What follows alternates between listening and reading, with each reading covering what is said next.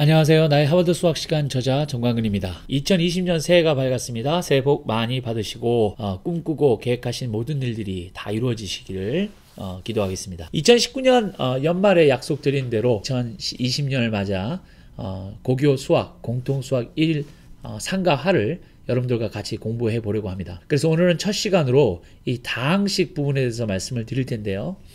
제 수업이 앞으로 어떻게 진행될지 간단하게 요약해서 말씀드리면 제 책 나의 하버드 수학시간 안에서 소개된 수학을 이기는 방법 5가지를 이용해서 강의를 진행해 가려고 합니다. 개통도를 통해서 서로 간의 관계를 이해하는 것, 즉 이 다항식이 어디로 이어지는지 이런 것들에 대한 설명을 첫 강의로 통해서 하게 될 것이고요.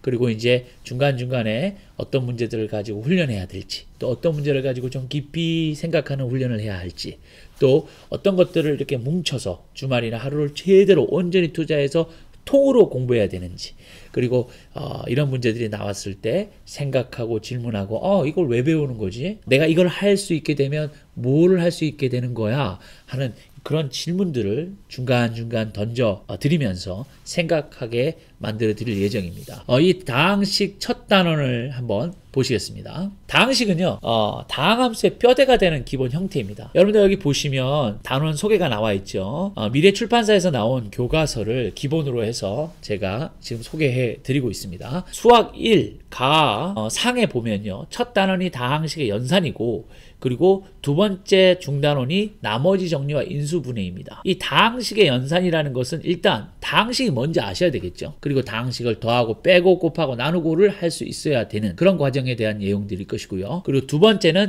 나머지 정리와 인수 정리인데, 영상에서 자세하게 소개해드리겠지만 이 나머지 정리와 인수 분해를 부분이 더 중요해요. 왜냐하면 나중에 다항함수를 인수 정리를 해서 바꿔야만 그래프를 잘 그릴 수가 있거든요. 그런 과정에서 필요한 기술들을 배우기 위해서 이 나머지 정리와 인수분해를 공부하게 되는데, 여기 있는 이 나머지 정리, 인수정리, 조립제법 이런 것들은 사실 통으로 공부해야 됩니다. 결국은 여기까지 이어져서 인수분해 공식까지 통으로 공부하는 거죠. 왜냐하면 요거를 알아야 다항함수를 인수가 정리되어 있는 형태로 바꿀 수 있고, 그렇게 되었을 때 그림을 잘 그릴 수 있고, 그림을 그린다, 즉 함수의 그래프를 그린다는 얘기는 함수가 뭘 얘기하는지를 우리가 분석할 수 있다는 얘기거든요. 그래서 이런 것들이 되게 중요하기 때문에 우리가 이런 내용들은 통으로 공부할 필요가 있다는 겁니다. 자, 영상을 통해서 더욱 자세하게 만나 뵙겠습니다. 감사합니다.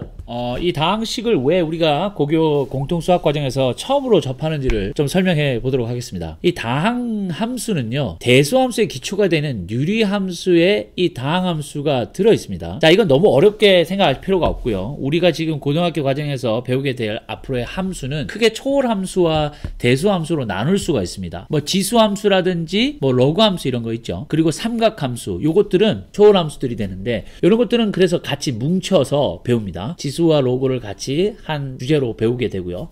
이 삼각함수는 또 따로 또 떼내서 배우게 되죠. 그렇지만 여러분들 그 중학교 때부터 1차 방정식, 뭐 2차 방정식 이런 거 하지 않았습니까? 우리가 이 1차 방정식, 2차 방정식이 1차 함수, 2차 함수로 이렇게 이어져 함수라는 개념을 배우게 되는데, 이 1차 함수, 2차 함수, 3차 함수, 4차 함수, 이런 뭐 고차 함수까지를 다 포함해서 이런 함수들이 다 이 다항함수의 예가 됩니다. 그래서 이 다항함수를 우리가 일반적으로 이렇게 표현하는데요. f of x는 a sub n x의 n, a sub n 마이너스 x의 n 마이너스 1, a sub x 마이너스 2, x의 n-2 뭐 이런 식으로 쭉 가서 뭐 a sub 0 뭐 이런 식으로 나온다는 거죠. 자, 이게 뭐 복잡해 보이지만 실제로 예를 하나 써 보겠습니다. 뭐 2의 x의 4승 마이너스 3x의 3승 플러스 5x의 제곱 마이너스 7x 플러스 11 뭐 이런 거. 여기 보시면 4, 3, 2 여기 1이 생략되어 있죠.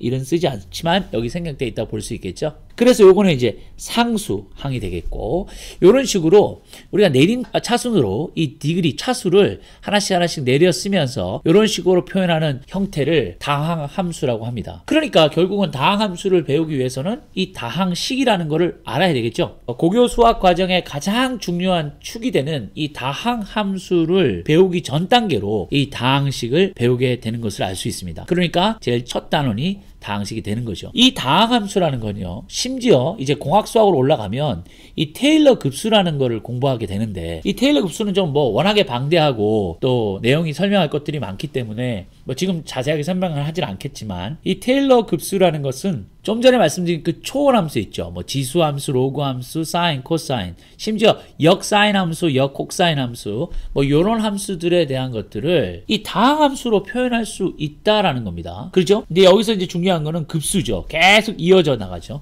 이어져 나가면 나갈수록 이 초월함수인 e to the x나 sin x에 더 근접한 다항함수를 우리가 찾을 수 있다. 뭐 이런 건데요. 심지어 여러분들 여기 보시면 여기 안에도 뭐가 들어있습니까?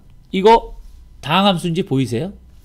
그렇죠. 내림차순으로 쓰지 않고 올라가는 순서로 쓴 것 뿐이지, 이것도 똑같이 다항함수의 형태입니다. 얘도 마찬가지죠. 예. 이렇게 다항함수라는 거는 어마어마하게 중요하고, 또 미분과 적분을 하는 데 있어서 이 다항함수의 미분과 적분은 무조건 가능합니다. 미분은 사실 초월함수의 미분도 웬만한 것들은 다 거의 된다고 봐야죠. 그죠? 그렇지만 적분은 안 되는 게 많다고 제 예전 그 유튜브 영상에서도 소개를 드린 적이 있는데, 적분은 안 되는 게 대단히 많습니다. 그런데 그럼 적분이 안 되면 뭐 못하나요? 그렇지 않습니다.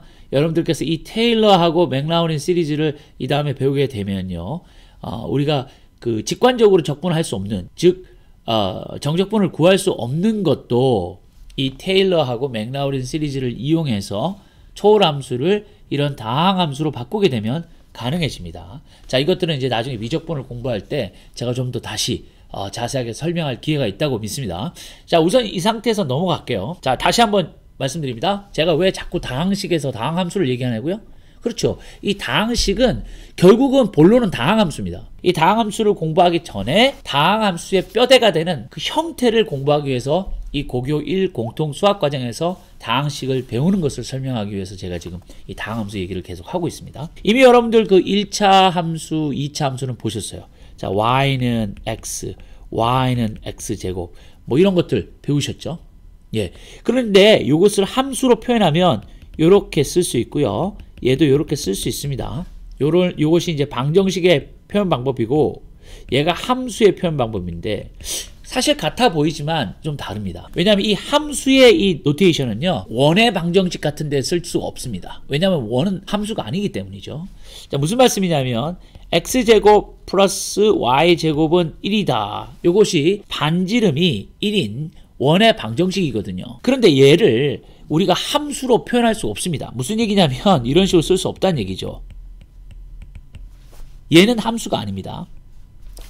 이제 함수의 정의까지 설명을 하면 너무도 길어질 것 같아서 함수의 정의라든지 함수의 특성이라든지 이런 것들은 이제 함수 과정에서 다시 설명하기로 하고, 어쨌든 이 다항 함수라는 거는 1차 방정식, 2차 방정식과에서 연결되어진 1차 함수, 2차 함수도 다항 함수다. 자, 그러면은 상수함수 뭐 5, 그 다음에 1차 함수 x 뭐 플러스 1, 2차 함수 뭐 x제곱 마이너스 2x 플러스 3, 또 3차 함수 뭐 x의 3승 마이너스 4x 제곱 플러스 x 마이너스 11, 뭐 이런 것들이 다 뭐라는 거죠? 예, 다항 함수가 되는 겁니다. 이런 식으로 다항 함수의 얘들을 우리가 볼 수 있습니다. 자, 그러면 이 다항식에서는 뭘 하느냐면요, 이 다항식들이 서로 더해지거나 빼지거나, 우리가 나중에 함수를 공부할 때 뭐 이런 것들을 이제 배우게 됩니다. f of x하고 g of x를 구하라, 뭐 이런 걸 하거든요. 그러면서 이제 f of x를 줘요. 얘가 뭐 x 3승 마이너스 2x 제곱 플러스 11, 그 다음에 g of x가 뭐 x 제곱 마이너스 뭐 14x 플러스 7, 뭐 이런 식으로 된다고 해보시죠. 그러면은 요걸 두 개를 더한다는 얘기는 결국은 요 다항식 두 개를 더하는 과정이거든요. 이런 식으로. 그러니까 여기서 이제 같은 동류항끼리 이렇게 묶어서 정리를 해주면 이 두 개의 함수가 더해진 것을 하나의 함수로 또 바꿔 쓸 수가 있겠죠. 다항식의 덧셈과 뺄셈을 하는 이유가 이런 것들을 이제 훈련시키기 위해서 하는 것입니다. 자, 다시 한번 여기까지 해서 설명을 요약드리면, 고교 1 수학 과정에서 우리가 다항식을 배우는 것은 함수로 연결되어졌을 때 다항함수를 자세하게 공부할 때 필요한 스킬들을 우리가 배우기 위해서이다. 이 다항함수라는 녀석은 고교 과정에서의 다루게 되는 여러 가지 함수 중에서 가장 뼈대가 되는 것이고, 심지어 미분적분으로 올라간다 하더라도 이 다항함수를 가지고 미적분을 응용할 수 있는 상황이 생기면 굉장히 해피한 상황이 된다. 왜? 모든 다항함수는 미분과 적분이 가능하기 때문이다. 그러면 이제 고교 첫 과정에서 다항식을 배우는 이유를 지금 알게 됐고요.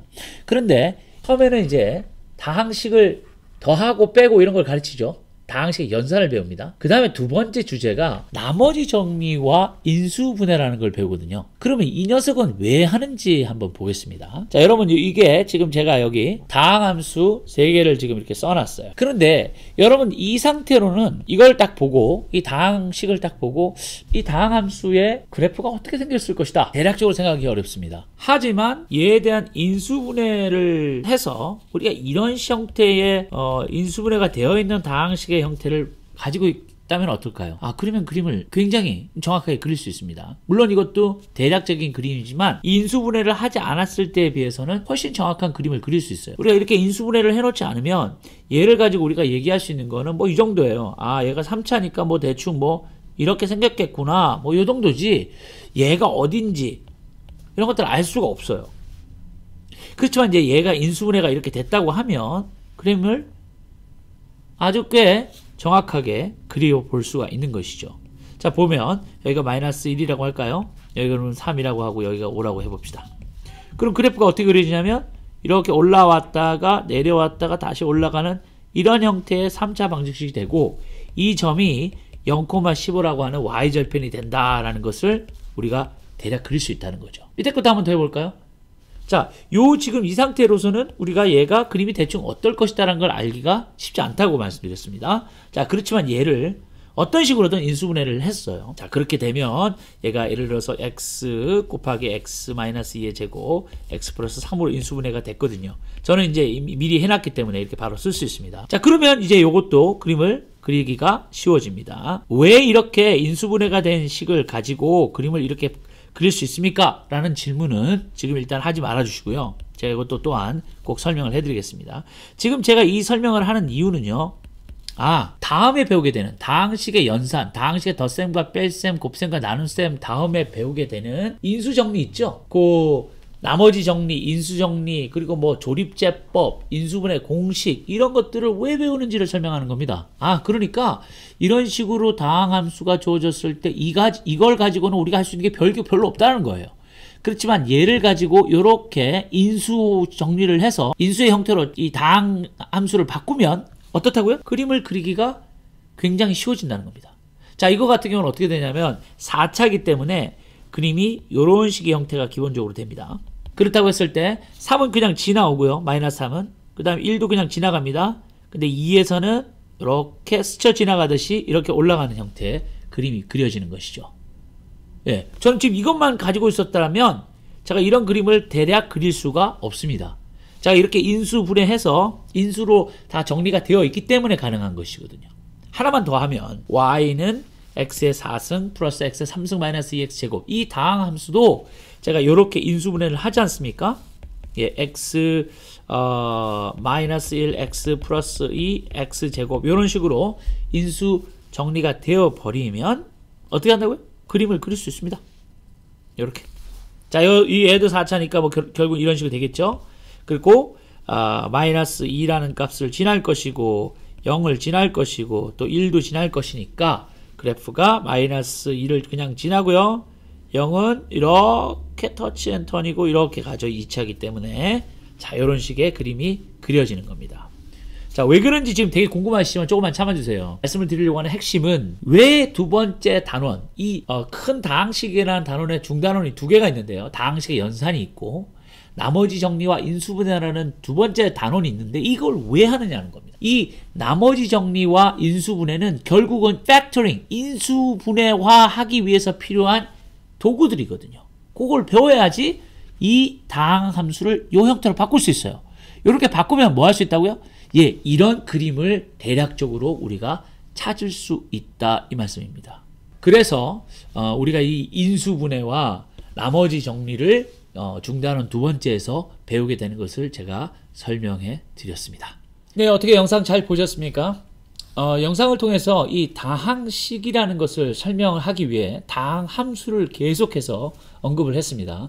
왜냐하면 다항식은 다항함수의 뼈대가 되는 어떤 형태에 대한 익숙해지는 과정일 뿐이고 진짜 핵심은 다항함수이기 때문에 다항함수를 가지고 이 다항식에 대한 얘기들을 쭉 드렸는데요. 그래서 이 다항함수를 가지고 우리가 기존에 접했던 1차 함수, 2차 함수 이런 것들, 상수함수 이런 모든 것들이 다 다항함수의 예라고 말씀드렸고요. 그리고 이 다항함수가 얼마나 중요한지 나중에 미분적분을 넘어서 공학수학에 나오는 테일러 급수 이런 곳에서도 다항함수가 사용된다는 것을 말씀드리므로 이 다항식의 중요성을 제가 강조해 드렸습니다. 그리고 이 다항함수가 주어졌을 때 이 다항함수 자체로는 우리가 이 함수의 그래프를 대략적으로 알 수가 없고 또 쉽지 않다라고 말씀드리면서 하지만 저희가 두 번째 중단원에서 배우게 되는 나머지 정리, 인수 정리, 그리고 조립제법 그리고 다양한 인수분해 공식들을 가지고 인수화했을 때 정리를 해서 인수의 형태로 다항식을 바꿨을 때는 우리가 그래프를 아주 쉽게 그릴 수 있게 되고 그래프를 쉽게 그릴 수 있다는 얘기는 그 그래프가 우리에게 얘기해주는 여러 가지 정보들을 분석할 수 있다라고 말씀을 드렸습니다. 그래서 이제 다음 영상은요 좀 구체적으로 들어가서 다항식의 연산 부분을 좀 더 자세하게 또 한 강의를 통해서 설명을 해 드릴 예정이고요. 그리고 두 번째로 나머지 정리와 인수분해인데 이 내용들은 두세 개 정도의 영상을 통해서 두 번째 소단원인 나머지 정리와 인수분해에 대해서도 설명해 드리도록 하겠습니다. 새해 여러분들께서 꿈꾸고 계획하셨던 그 일들이 다 이루어지기를 소망하면서 첫 영상 여기서 마무리하겠습니다. 시청해 주셔서 감사합니다.